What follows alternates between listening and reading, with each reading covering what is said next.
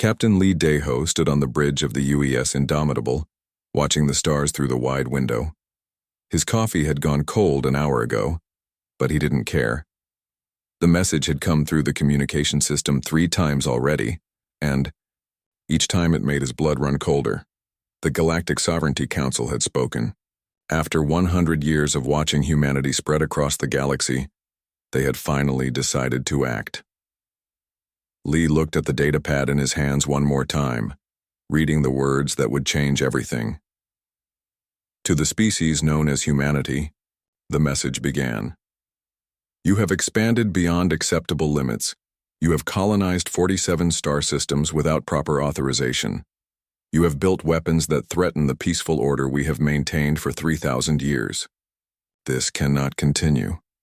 Lee set down his coffee cup and called for his communication officer. Get me Admiral Kim Tae-woo on Luna Station, priority channel. While he waited, Lee thought about how humanity had reached this point. 100 years ago, humans had been nothing more than curious explorers, leaving their home world of Earth in small ships to see what was out there. They had met other species, learned about the Great Council that ruled most of the galaxy, and had been told to slow down their expansion, but humans didn't slow down. They never did. The communication screen lit up, showing the tired face of Admiral Kim. The older man looked like he had not slept in days. Dark circles surrounded his eyes, and his usually neat uniform was wrinkled. You got the message too? Admiral Kim asked without waiting for a greeting. 3 times now, Lee replied. Have you contacted Earth? President Moon is calling an emergency meeting. All fleet commanders, all colony governors, everyone who matters. We have 30 days to give them an answer. Lee read the message again. The Council wanted humanity to stop all expansion immediately. They wanted humans to give up their military ships.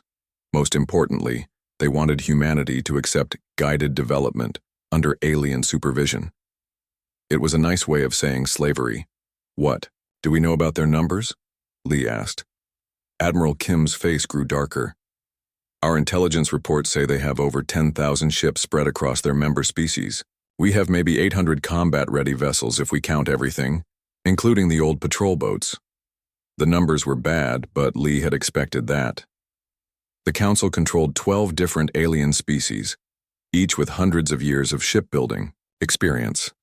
Humanity was still the new species in the galaxy, barely a century old as a spacefaring civilization. There's something else, Admiral Kim continued. Dr. Park So-min has been studying their communication patterns. She thinks there's more to this than just stopping our expansion. Dr. Park So-min appeared on the screen next to Admiral Kim.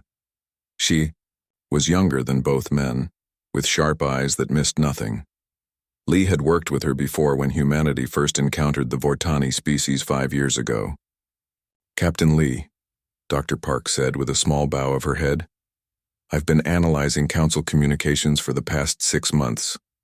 They're afraid of us. Afraid? Lee raised an eyebrow. They have 10 times our military strength. Not afraid of our ships or our weapons, Dr. Park explained. They're afraid of what we represent. Every other species in the galaxy submitted to the Council's rule willingly. They offered protection and stability, and those species accepted. But we didn't. Lee thought about this. It was true that humanity had never formally joined the Council or accepted their authority. Humans had simply continued doing what they had always done, exploring, building, expanding. In their view, Dr. Park continued, we're setting a dangerous example. If other species see that the Council can be ignored, their entire system of control falls apart. The communication was interrupted by another priority message. This time it was from Ambassador Cho Hyejin on the Council's capital world. Her face appeared on screen, and Lee could see she was standing in what looked like a formal meeting room. Admiral Captain Doctor, she said quickly, I just left a meeting with 3 Council representatives. They're not bluffing about the 30-day deadline. They showed me fleet movements. They're already positioning ships near our border systems. How many ships? Admiral Kim asked. At least 2,000 that I could identify from their data. Probably more. Ambassador Cho looked around nervously. There's something else. They offered me a deal. Lee felt his jaw tighten. What kind of deal? If humanity agrees to their terms immediately, they'll allow us to keep 20 systems. We can maintain a small defense fleet, but under their supervision. They said it was generous, considering our rebellious nature. The bridge went quiet. Lee looked at the faces on his screen. Admiral Kim's anger, Dr. Park's thoughtful concern, Ambassador Cho's diplomatic worry. All of them were waiting for someone to say something. What did you tell them? Lee asked. Ambassador Cho smiled for the first time since the conversation started. I told them I would need to discuss it with my government. But between us, I think, they're making a mistake. How so? They think we're like every other species they've encountered. They believe we'll calculate the odds, realize we can't win, and submit gracefully. They don't understand that humans don't think that way. Lee nodded slowly. He had been thinking the same thing. Throughout human history, when faced with impossible odds, humans had a tendency to do something unexpected. Sometimes they won against all logic. Sometimes they lost spectacularly, but they rarely just gave up without trying. Admiral, Lee said, what's the status of Operation Wildfire? Admiral Kim's eyes grew sharp. Operation Wildfire was humanity's most secret military plan, designed for exactly this kind of situation. All preparations are ready. We just need authorization from President Moon. And if the president gives that authorization, then we show the galaxy what happens when you threaten human freedom. The communication ended, leaving Lee alone on his bridge again. He walked to the window and looked out at the stars. Somewhere out there, alien fleets were moving toward human space, confident. In their overwhelming superiority, they had crushed rebellions before, absorbed dozens of species into their empire of forced peace, but they had never fought humans. Lee picked up his cold coffee and took a sip, not caring about the taste. In 30 days, everything would change. The question was whether humanity would kneel before the Council's power, or stand and fight for their right to exist as free beings.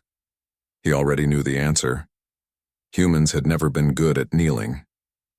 The emergency session on Luna Station had been going for 12 hours straight. Representatives from every human colony, military commanders, scientists, and politicians filled the Great Hall. President Moon Jae-hyun sat at the head of the long table, her face calm despite the chaos around her. Engineer Nam Ji-woo stood at the front of the room, pointing to a holographic display showing humanity's shipyards. We can increase production by 300% if we convert all civilian manufacturing, she said. Every mining station, every research facility, every cargo hub can be making ships within 2 weeks. General Yoo Dong-hyun shook his head. Converting civilian infrastructure won't help if we don't have trained crews to fly the ships. Then we train them, Nam Ji-woo replied simply. Cargo pilots can learn to fire weapons. Research scientists can operate sensor arrays. We have 47 systems full of people who know how to work in space. Dr. Baek Min Seo, the head of weapons research, stood up next. The bigger problem is firepower. Our weapons are designed for fighting pirates and wild animals on colony worlds. The Council's ships have military-grade shields and armor that have been tested in real wars. President Moon raised her hand for quiet. Dr. Park, what did your analysis of Council history tell us about their military capabilities? Dr. Park So-min activated another holographic display, this one showing battle records from across the galaxy.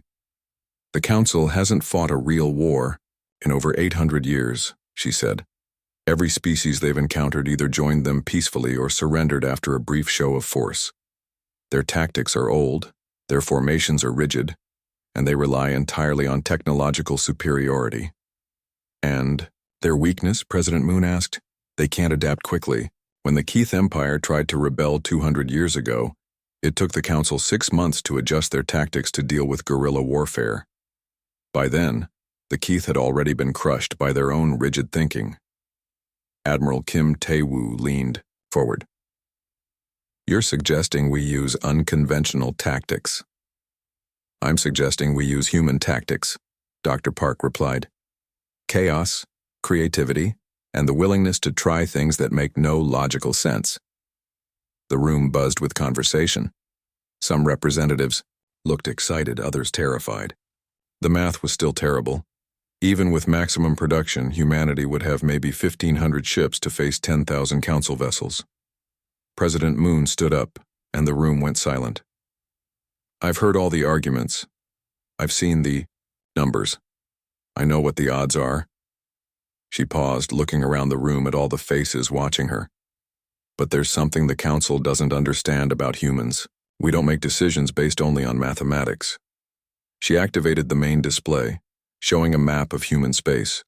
47 systems, each one marking a world where humans had built cities, raised families, and created new lives among the stars. 200 years ago on Earth, 13 small colonies decided to fight the most powerful empire in their world. President Moon continued. The odds were impossible. The empire had the best military, the most money, and control of the seas. Those colonies should have lost. But they didn't, whispered someone in the back. No, they didn't. Because sometimes being free is more important than being safe. Sometimes standing up for what's right matters more than calculating the odds. President Moon looked directly at Admiral Kim. Authorization granted for Operation Wildfire. The change across human space was immediate and dramatic. Within hours of the president's announcement, every human world began mobilizing. It wasn't centrally planned or carefully coordinated. It was instinctive, like a natural response to danger. On the mining world of New Seoul, cargo haulers were being fitted with military-grade weapon systems. The miners who operated them didn't wait for official orders. They simply started working.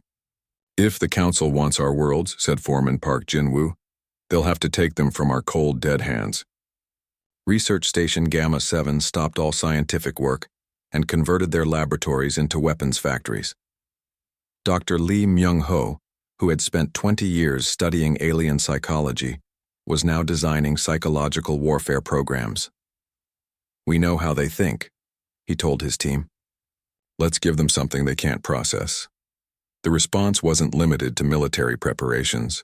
Human colonies began communicating with each other in ways that hadn't been seen since the early days of space exploration.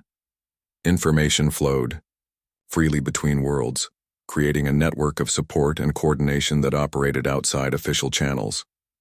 Captain Shin Bo-ra was retrofitting her fighter squadron when the second council message arrived. This one was different from the first. Where the original ultimatum had been formal and threatening, this new message sounded confused. To the human leadership, it began, we have detected unusual activity in your space. Military buildup is not consistent with preparation for surrender. Please clarify your intentions. Captain Shin laughed as she read the message. The council had expected humanity to spend 30 days negotiating the terms of their surrender. Instead, they were watching 47 systems turn themselves into an armed camp. They don't understand, she said to her maintenance chief. They think this is about military strategy. They don't realize we're not preparing for a war. We're preparing to defend our homes. The difference was important. Military strategy was about achieving objectives with minimum losses.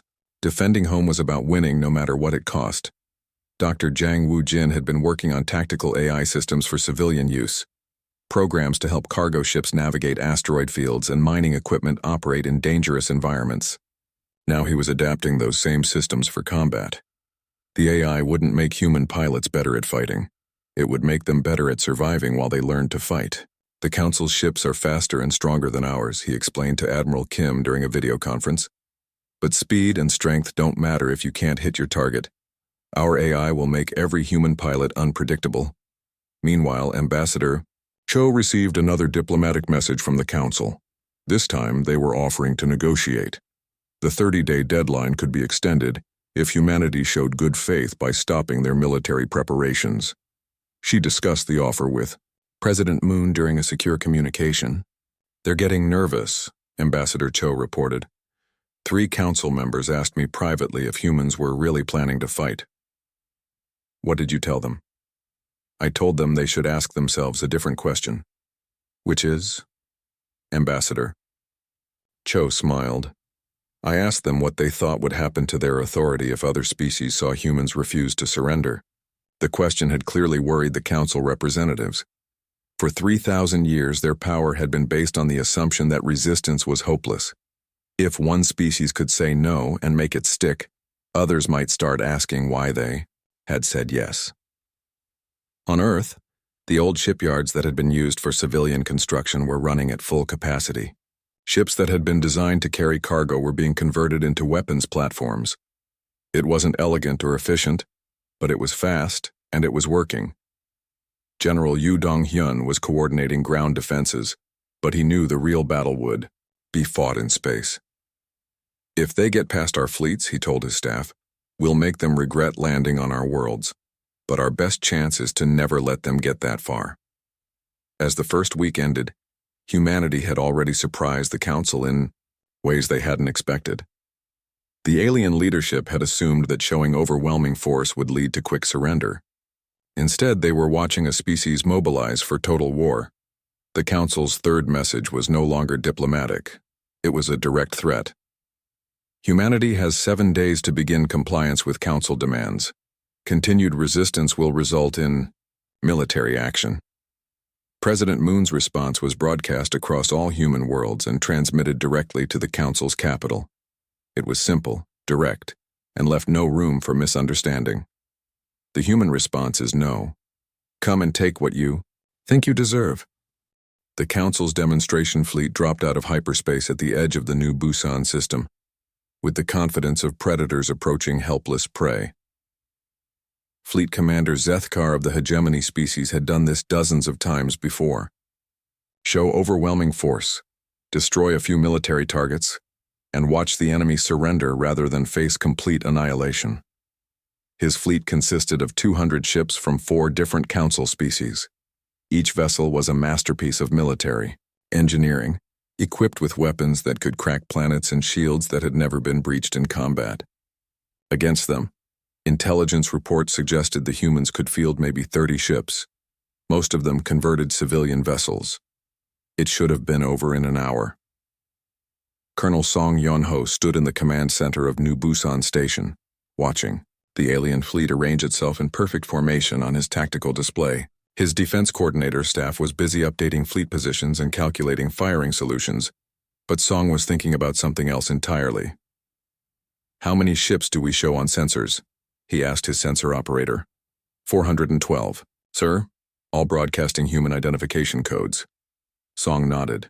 The number was exactly what he had expected. When word came that the Council was sending a demonstration fleet to New Busan, every human captain within 3 systems had volunteered to help defend the colony. They hadn't waited for orders or official requests. They had simply come. Mining. Ships, cargo haulers, research vessels, patrol boats, and even a few luxury yachts filled space around New Busan.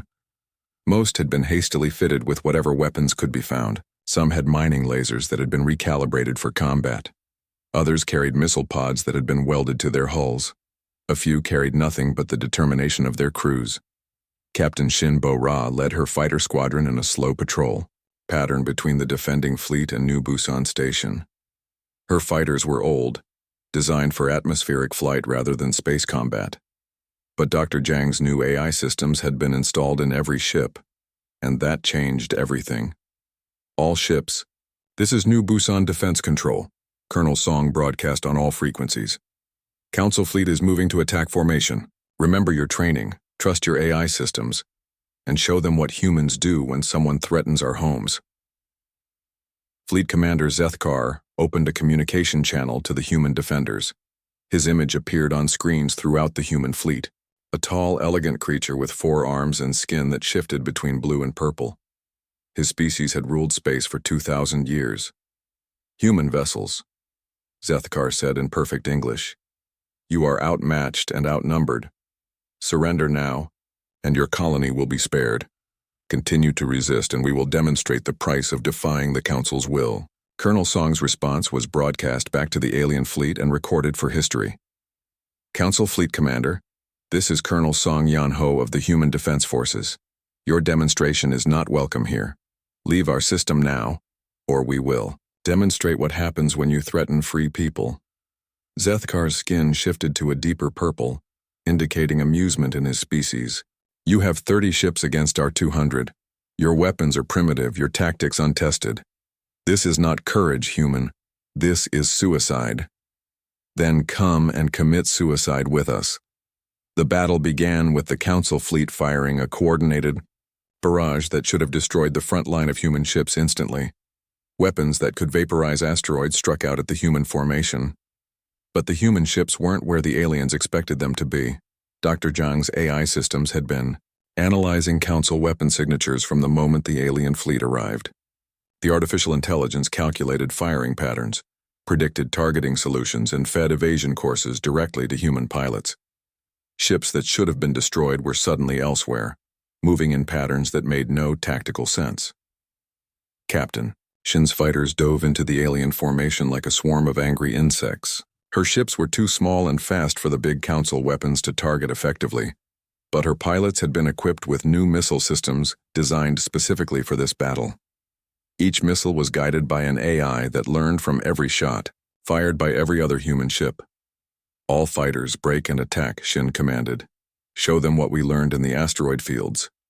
Human pilots didn't fight like military officers trained in academies.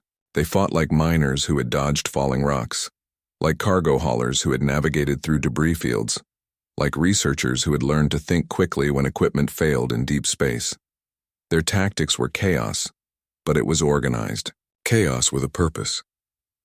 The mining ship New Prosperity had been hauling ore just a week earlier. Now it was using its massive cargo manipulators to grab Council fighters and crush them like tin cans. Captain Park Jin-woo had never been trained for space combat, but he knew how to operate heavy machinery in dangerous conditions. Mining ship. To all vessels, he broadcast, these fancy alien fighters can't handle a little rough handling. Anyone want to play catch? 3 more mining ships moved in, using their industrial equipment as improvised weapons. The Council pilots had never encountered anything like it. Their training included aerial dogfights and capital ship engagements, but nobody had taught them how to fight construction equipment. Dr. Zhang watched the battle from his command post on New Busan Station, monitoring the AI systems as they adapted in real time. Every human ship was linked to every other human ship, sharing information faster than any individual pilot could process. When one ship discovered how to penetrate Council shields, every ship knew within seconds. The AI is learning, he reported to Colonel Song. Council weapon patterns are becoming predictable. Our hit ratio is improving every minute. But the aliens were learning too. Fleet Commander Zethkar had initially been confused by the chaotic human tactics, but he was beginning to adapt. His ships regrouped into tighter formations, concentrated their firepower, and began targeting the larger human vessels. The cargo hauler, Freedom's Dream, took a direct hit from 3 Council destroyers simultaneously. The ship's shields failed. Her hull cracked and atmosphere began venting into space. But instead of retreating, Captain Lee Dong-soo drove his damaged ship directly into the middle of the alien formation. If you want my ship, he broadcast on all frequencies, come and take it. Freedom's Dream exploded in the center of the Council formation, taking 2 alien ships with her and damaging 5 others. It was a tactic no military academy would teach, but it worked. The sacrifice inspired the rest of the human fleet. Ships that were damaged or low on ammunition began ramming attacks against Council vessels. Pilots who had run out of missiles used their ships as weapons. It was desperate, but it was also effective. Fleet Commander Zethkar found himself in a battle, unlike anything in his experience. His ships were technologically superior, his weapons more powerful, his training more complete. But the humans wouldn't fight the way they were supposed to. They adapted, they improvised, and they refused to surrender even when facing certain death. All ships, concentrate fire on the space station, Zethkar ordered. If we destroy their command center, their fleet will lose coordination. It was sound military thinking, but it was also a mistake. The moment Council ships began targeting New Busan Station, every human pilot became personally invested in the battle. This wasn't about military objectives anymore. It was about protecting their homes. Captain Shin rallied her remaining fighters for a final attack. All squadrons protect the station, whatever it takes. The fighters dove through the Council formation, accepting terrible losses to disrupt the alien attack. Mining ships and cargo haulers moved between the station and the Council fleet using their hulls as shields. Research vessels activated every sensor and communication array they had, jamming Council targeting systems. Dr. Zhang's AI systems reached a critical breakthrough. After analyzing thousands of weapon exchanges, the artificial intelligence had learned to predict Council tactics with near-perfect accuracy. Every human ship received updated firing solutions that turned their primitive weapons into precision instruments. The battle's turning point came when the research vessel Scientific Progress managed to penetrate the shields of a Council battleship, using a modified particle beam originally designed for studying star compositions. The alien ship, which had seemed invulnerable moments before, suddenly found itself taking damage from weapons that shouldn't have been able to harm it. All ships, Dr. Zhang broadcast, transmitting updated weapon configurations. Council, shields have a resonance frequency. We can hurt them. The information spread through the human fleet instantly. Cargo ship lasers, mining equipment, and improvised weapons were all recalibrated to exploit the newly discovered weakness. Council ships that had been dominating the battle suddenly found themselves under effective attack from every direction. Fleet.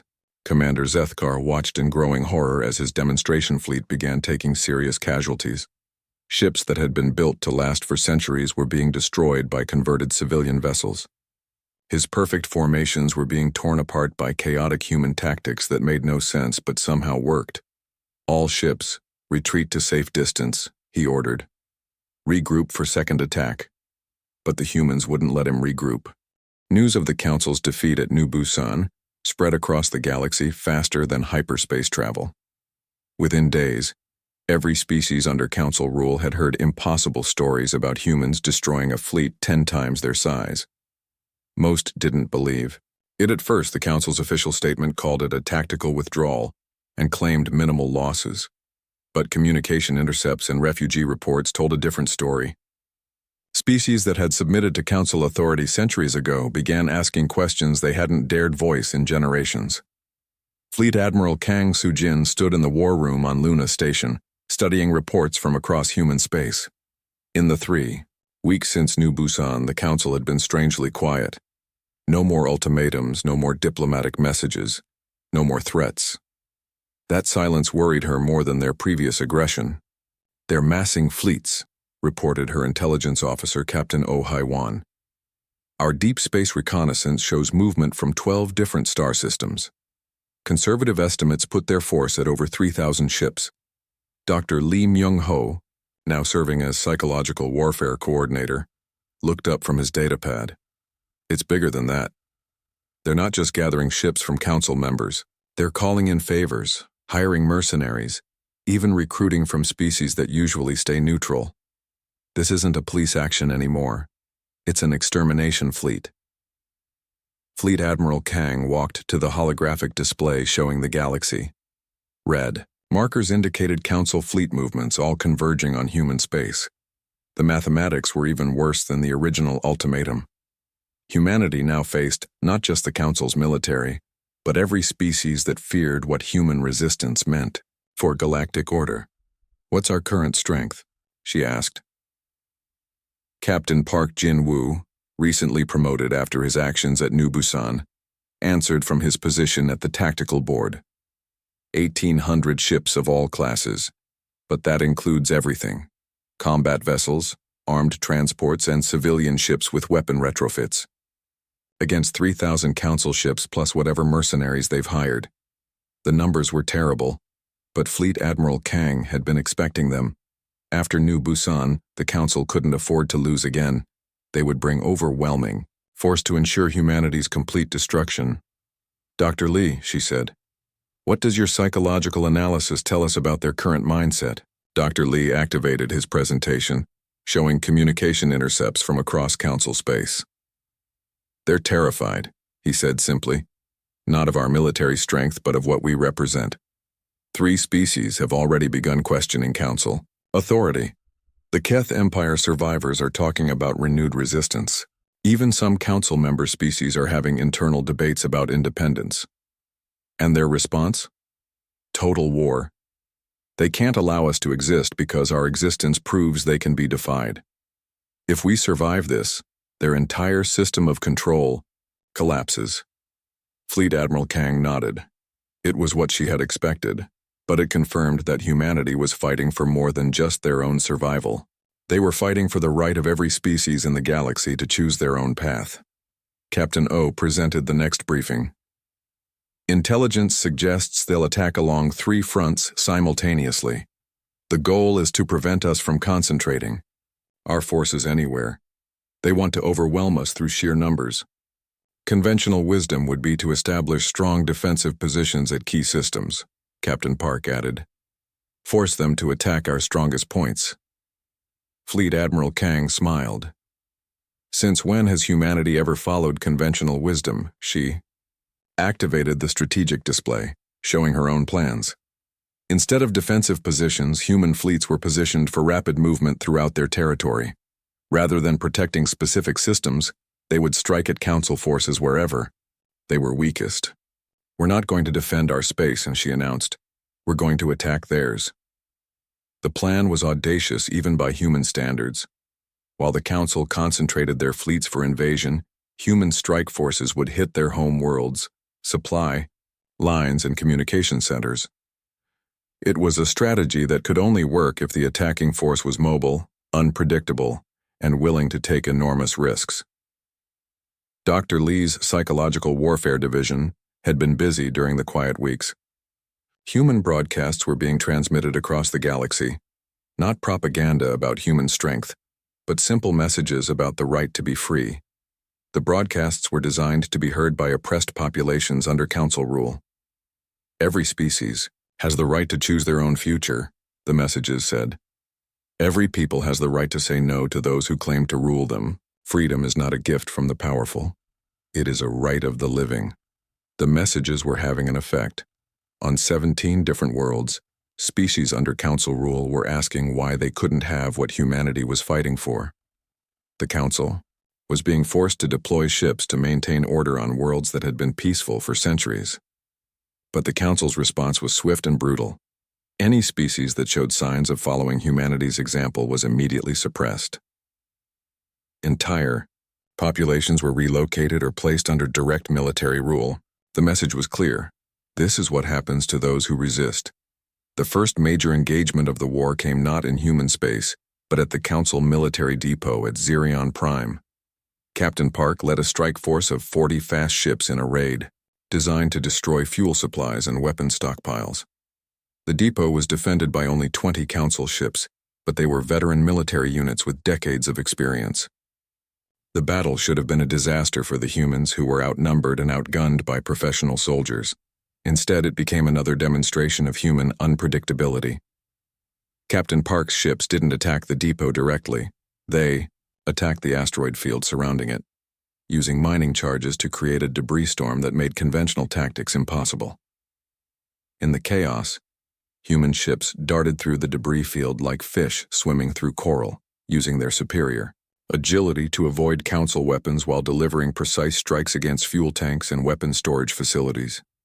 The Council defenders found themselves fighting in conditions their training had never covered. All ships remember what we learned from the miners, Captain Park broadcast to his fleet. These military types don't know how to fight in a junkyard. The raid was a complete success. Xerion Prime was left burning, its fuel supplies destroyed and its weapon stockpiles scattered across space. More importantly, the attack sent a message to the galaxy. Humans could strike anywhere, anytime. Similar raids began occurring across Council space. Human ships would appear without warning, attack strategic targets, and disappear before reinforcements could arrive. The strikes followed no pattern that Council strategists could predict, because they were planned by humans who understood chaos better than order. Fleet Admiral Kang coordinated the campaign from Luna Station, but she gave her captains enormous freedom to adapt their tactics as situations developed. It was a command style that would have been impossible with most military organizations, but it worked perfectly with human crews who had learned to think independently. The key, she explained to her staff, is that we're not trying to win battles. We're trying to win the war. Every raid forces them to disperse their forces. Every success shows the galaxy that the Council isn't invincible. The psychological impact was enormous. Species across the galaxy began to see the Council not as invincible rulers, but as a military organization that could be defeated by determined resistance. The myth of Council superiority was cracking with each human victory, but the Council was adapting too. After losing 12 major installations to human raids, they began concentrating their forces into larger fleets that were harder to attack. They also started using increasingly brutal tactics against their own subject populations to prevent rebellion. The breaking point came when the Council decided to make an example of the Vega colony, a human settlement on the edge of their space. Instead of attacking it with military forces, they issued an ultimatum to the local population: surrender and submit to resettlement or be exterminated. The colony had only 50,000 people and no significant military defenses. It should have been an easy victory for the Council, a demonstration that human resistance was futile. Instead, it became the moment when the galaxy realized the war had changed. Every human ship within 10 systems rushed to Vega colony, not because they were ordered to, but because 50,000 humans were about to die for the crime of wanting to be free. Fleet Admiral Kang found herself commanding the largest human fleet ever assembled, over 400 ships of every description. They faced a Council force of 800 vessels, but the humans weren't planning a conventional battle. "All captains," she broadcast, "remember what we're fighting for. Not just our colony, but the right of every person in the galaxy to live free. The Council wants to make Vega colony an example. Let's give them an example they'll never forget." The Battle of Vega colony would be remembered as the moment when humanity stopped fighting defensively and went on the offensive. Instead of trying to protect the colony, human ships attacked the Council fleet with a fury that shocked both sides. Ships rammed enemy vessels rather than accept defeat. Pilots who ran out of ammunition used their ships as weapons. Crews that should have surrendered fought until their ships were destroyed. The journey to Hegemon Prime took Captain Lee Daeho's fleet 3 weeks through hyperspace. 500 human ships followed his flagship Indomitable toward the capital world of the Galactic Sovereignty Council, not to destroy it, but to deliver humanity's final message to the galaxy. The fleet that surrounded Lee was unlike anything that had ever traveled through space.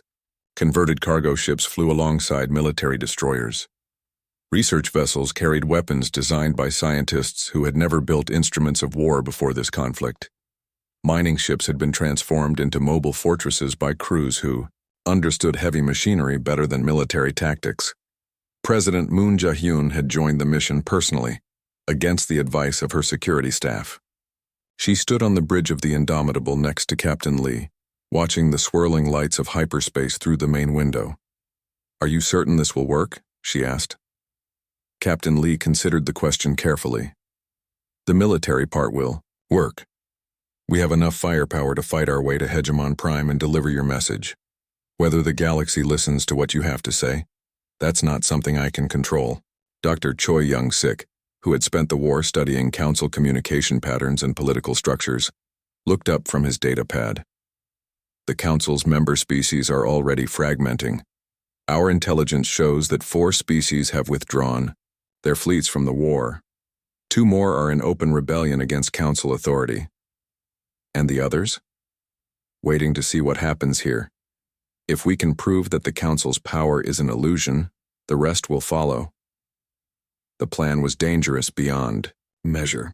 Instead of attacking Hegemon Prime with overwhelming force, humanity was sending a diplomatic mission protected by a military fleet. The message was clear: we come in strength, but we come to talk, not to conquer. Commander Oh Hai-wan, who had been promoted after her excellent intelligence work throughout the war, reported from the tactical station. Long-range sensors show Council ships massing around Hegemon Prime. At least 2,000 vessels, possibly more. Captain Lee nodded. He had expected heavy defenses. The Council couldn't afford to appear weak in front of their own capital world. But the numbers weren't what worried him.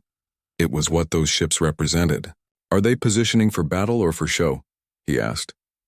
Commander O studied her sensors. "Defensive formations around the planet, but they're not moving to intercept us. It's like they want us to see their strength, but don't want to start a fight." Dr. Choi smiled. They're confused. They expected us to attack their military targets or try to negotiate from a position of weakness. Instead, we're coming to their capital with enough force to be dangerous but showing we want to talk. They don't know how to respond.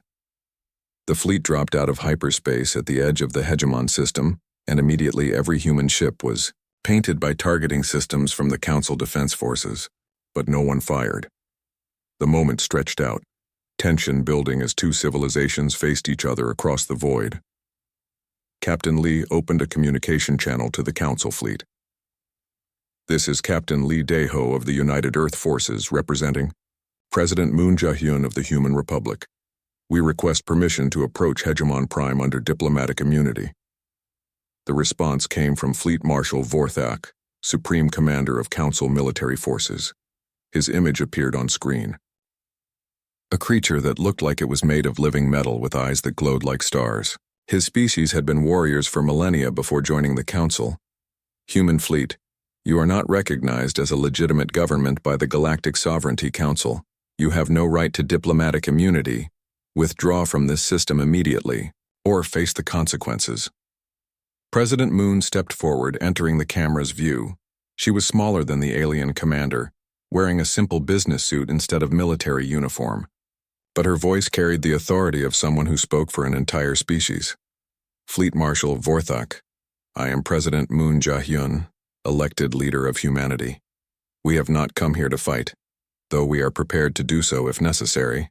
We have come to offer your council and all the species under their rule a choice. You are in no position to offer choices, Vorthak replied. Your species will be extinct within the year.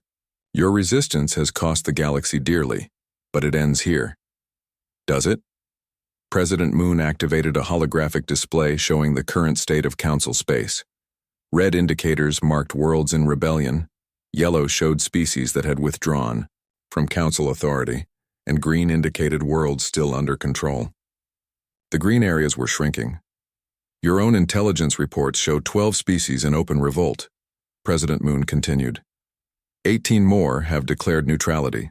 The Keth Empire has reformed and is recruiting volunteers from across the galaxy. The myth of council invincibility died at New Busan, and it has been buried with every battle since. Fleet Marshal Vorthak's metal features showed what might have been anger or fear. Temporary chaos. Once your species is eliminated, order will be restored. Will it? Look at your own fleets, Marshal. How many ships have you had to withdraw from exploration duties to maintain order? How many resources are you spending to suppress rebellions that didn't exist 6 months ago? How long can you maintain control of 3,000 star systems when half your military is fighting insurgencies? Dr. Choi had been monitoring council communications throughout the conversation, and he signaled to President Moon.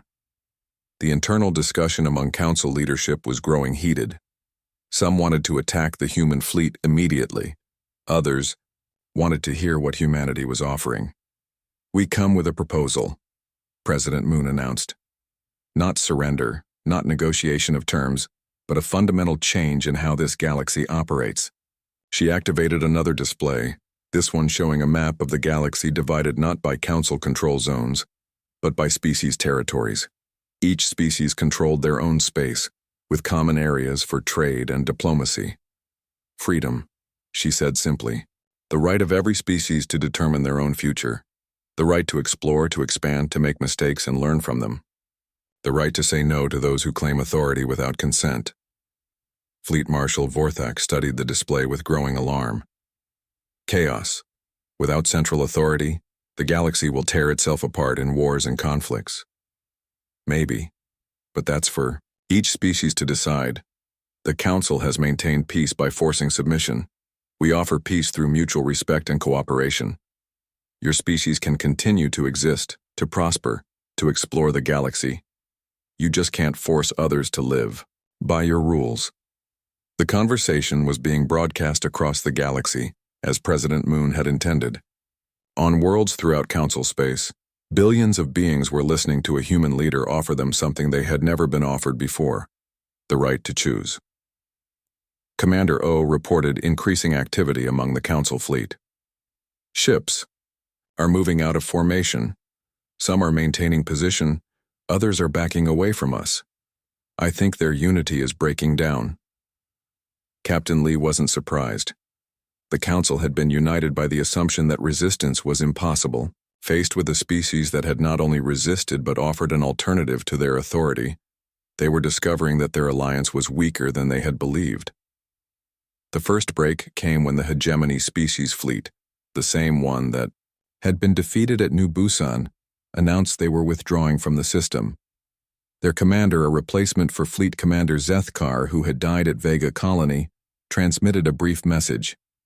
"The hegemony has served the Council faithfully for 2,000 years, but we have lost too many ships fighting an enemy that cannot be defeated by military force. We choose to return to our home worlds and consider our future." The withdrawal created a gap in the Council formation that other species began to exploit. Within an hour, half the defending fleet had either withdrawn or moved to neutral positions. The remaining ships were those species most dependent on Council authority for their power. Fleet Marshal Vorthak found himself commanding a force that was evaporating around him. His communication with the Council chambers on Hegemon Prime was filled with panic and recrimination. 3,000 years of absolute authority were collapsing in real time. "This is not how civilizations should behave," he transmitted to President Moon. "There must be order. There must be authority. Without the Council, the galaxy will return to the chaos of the ancient wars." President Moon's response was broadcast to every world in the galaxy. "Marshal, humanity has been spacefaring for barely a century. We have made mistakes, we have had conflicts, and we have learned from both. But we have never tried to force our way of life on others. We offer cooperation, not domination. Partnership, not submission." She paused, looking directly into the camera. "The ancient wars ended not because one species conquered all others, but because those species chose to work together. The Council didn't create peace. It created the appearance of peace through fear. Real peace comes from mutual respect, not from the barrel of a gun." Dr. Choi signaled that they were receiving messages from across the galaxy. Species that had been silent for centuries were announcing their independence from Council rule. Others were requesting diplomatic contact with humanity. A few were even offering military support. The final moment came when the Council chambers on Hegemon Prime sent their own message.